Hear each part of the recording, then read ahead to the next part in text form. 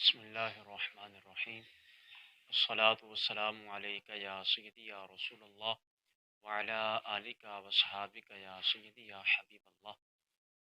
سامعین ذی وقار، اللہ کے فضل و کرم سے آج آپ کے سامنے حاضر ہوا ہوں۔ دعا ہے کہ اللہ تعالی ہماری حاضری اپنی بارگاہ میں قبول فرمائے۔ آج آپ کے سامنے ایک نبینا صحابی کا واقعہ لے کر حاضر ہوا ہوں، اور اس میں امام الانبیاء کے معجزے کا بھی ذکر خیر ہے، اور وہ معجزہ جو اختیار مصطفیٰ پہ ہے۔ یعنی جو لوگ یہ کہتے ہیں کہ آقا علیہ الصلوۃ والسلام کو کوئی اختیار نہیں، آقا علیہ الصلوۃ والسلام کو اللہ نے کچھ نہیں دیا، آپ کے پاس کچھ نہیں ہے، آپ کیوں کہتے ہو یا رسول اللہ مدد، یا حبیب اللہ مدد؟ یہ کیوں کہتے ہو؟ یہ نہیں کہنا چاہیے۔ اللہ کے محبوب سے مدد نہیں مانگنی چاہیے۔ اس بات کا جواب دینے کے لیے حدیث مبارکہ آپ کے سامنے رکھ رہا ہوں۔ حضرت عثمان بن حنیف رضی اللہ تعالی عنہ، آپ راوی ہیں اس حدیث پاک کے۔ آپ فرماتے ہیں کہ امام الانبیاء کی بارگاہ میں ایک نبینا صحابی آئے، کہ انہوں نے عرض کی یا رسول اللہ صلی اللہ علیہ وسلم، آپ اللہ سے دعا کیجئے اللہ مجھے آنکھیں عطا فرما دے، میری بینائی، میری آنکھیں مجھے عطا فرما دے۔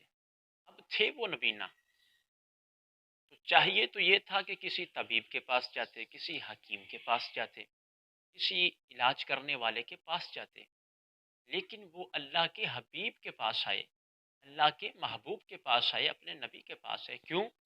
کہ وہ وہابی نہیں تھے، وہ صحابی تھے، اور ان کا عقیدہ یہ تھا کہ یہ اللہ کے محبوب ہیں، اللہ نے ان کو ہر چیز کا اختیار عطا فرما دیا ہے، یہ جو چاہیں عطا فرما سکتے ہیں اللہ کی عطا سے۔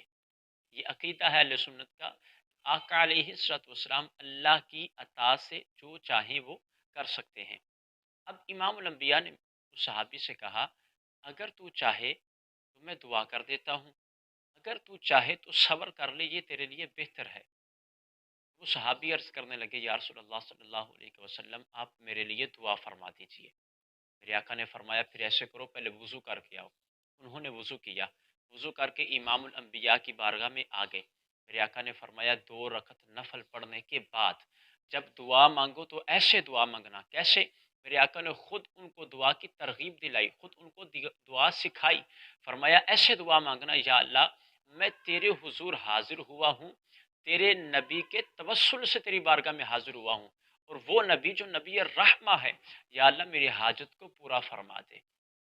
اب یہ دعا امام الانبیاء نے صحابی کو سکھائی، اور فرمایا کہ اس دعا میں یہ کہنا کہ اللہ میں تیرے محبوب کے وسیلے سے، تیرے نبی کے وسیلے سے، جو نبی رحمت ہیں ان کے وسیلے سے تیری بارگاہ میں دعا کرتا ہوں، اور ان کے صدقے میرے دعا کو قبول فرما لے۔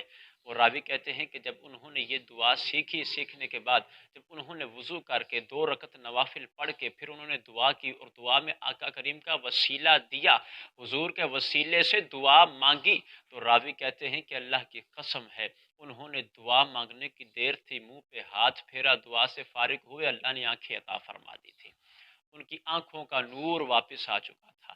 تو یہ ہے امام الانبیاء کا اختیار اور امام الانبیاء کا وسیلہ، کہ میرے آقا کا وسیلہ دینے سے اللہ دعا کو جلد قبول فرما لیتا ہے۔ اور جو وسیلے کے انکار ہیں، وسیلے کے منکر ہیں، ان کو اس حدیث پاک سے سبق حاصل کرنا چاہیے کہ اللہ کے محبوب بندوں کا وسیلہ دینے سے اللہ دعاؤں کو جلد قبول فرما لیتا ہے۔ دعا ہے کہ اللہ تعالی ہماری دعا کو، ہماری اس چھوٹی سی کاوش کو اپنی بارگاہ میں قبول فرمائے۔ آخر دعوا یا ان الحمد للہ رب العالمین۔